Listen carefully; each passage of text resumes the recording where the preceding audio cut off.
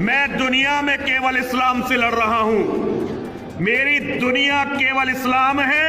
میں پوری دھرتی سے اسلام کو ختم کرنا چاہتا ہوں. ستیزہ کار رہا ہے ازل سے تا امروز، چراغ مصطفی سے شرار بولہبی. اللہ تعالیٰ نے جب نسل انسان کو فروغ دینے کے لیے آدم علیہ السلام کو زمین پر بھیجا اور اپنی نبوت اور اپنی خلافت کا تاج ان کے سر پہ رکھا، تو سب سے پہلا انکار کرنے والا عزازیل، جسے دنیا ابلیس کہتی ہے، شیطان کہتی ہے، اس نے انکار کیا. باوجود اس کے کہ وہ بڑا عبادت گزار تھا، بہت ہی ساجد اور عابد تھا، کمال علم اور جمال تقوی سے بہرہ بھی تھا، مجلس ملائکہ میں بیٹھتا بھی تھا، جنت میں آتا جاتا. اتنے مراتب تو کسی کافر کو ملے ہی نہیں، نہ ایسے مواقع ملے. پر یہ پہلا اور آخری کافر ہے جو جنت دیکھنے کے بعد بھی جنت سے محروم ہے، دیکھنے کے بعد بھی. میں دنیا میں کیول اسلام سے لڑ رہا ہوں. میری دنیا کیول اسلام ہے. میں پوری دھرتی سے اسلام کو ختم کرنا چاہتا ہوں. تو نتیجہ یہی ہے کہ دو طاقتیں شروع سے چل پڑی، ایک رحمانی طاقت، ایک شیطانی طاقت، اور یہ آپس میں نبرد و آزمائش لیے رہے کہ اس سے اللہ تعالیٰ نے انسانوں کا، اپنے بندوں کا امتحان لیا.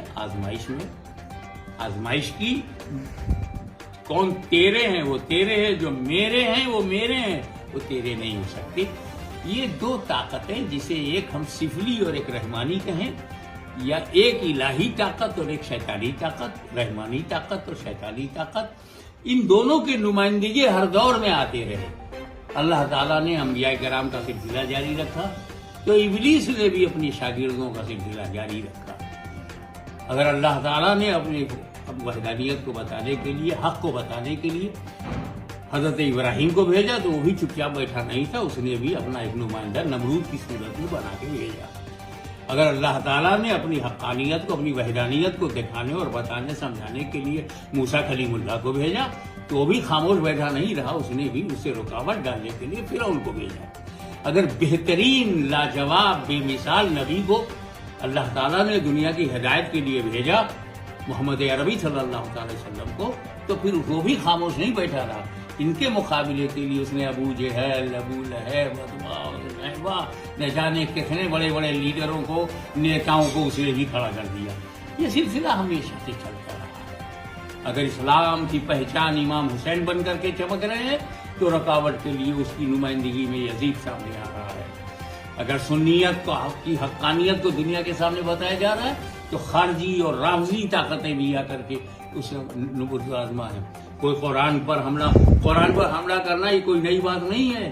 ارے یہ تو جب خلافت، نام نہاد خلافت کے دور میں بھی قرآن پر مخلوق ہونے کا، قرآن کا، اللہ کا ایسا کلام جو معاذ اللہ حادث ہو، قدیم ہونے سے انکار، امام احمد بن حنبل نے مورچہ سنبھالا اور اس طریقے سے انہوں نے اسلام اور امت مسلمہ کو بچایا.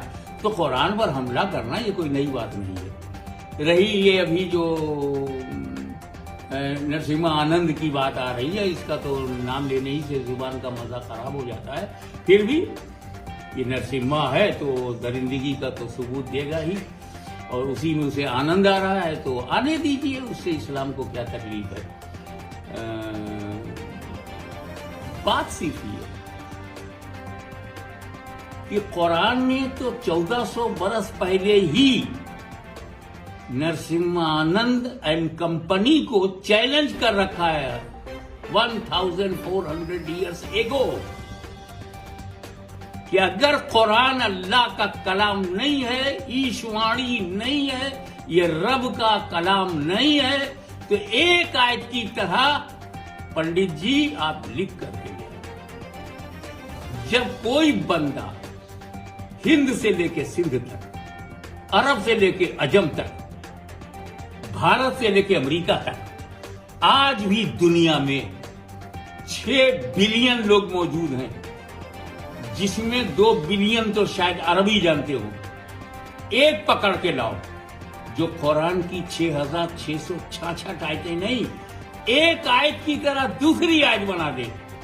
اگر کوئی پنڈت، کوئی ملا، کوئی بھی پڑھا لکھا، کوئی عربی اور عجمی ایک آیت کی طرح دوسری آیت نہیں لکھ سکتا تو مطلب یہ کلام بندے کا نہیں ہے۔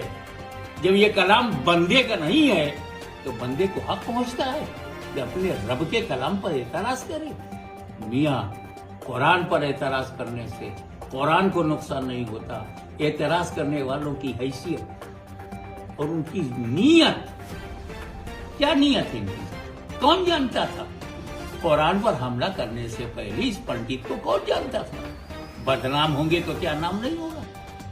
ایسا بھی کہ بڑی ہستی سے لڑ جاؤ، بڑی بات سے ٹکرا جاؤ، بڑی تاریخی حقیقت سے پنگا لے لو، بدنام ہوں گے تو کیا نام نہ ہوگا؟ یہی نسل جنہیں اہل حدود نہیں جانتے تھے، آج پورا ہندوستان، پوری دنیا ان کا نام جان گئی ہے۔ اسی نام کے لیے یہ بدنام ہوئے ہیں، تو ان کو بدنام ہونا مبارک ہو، ہمیں ہمارا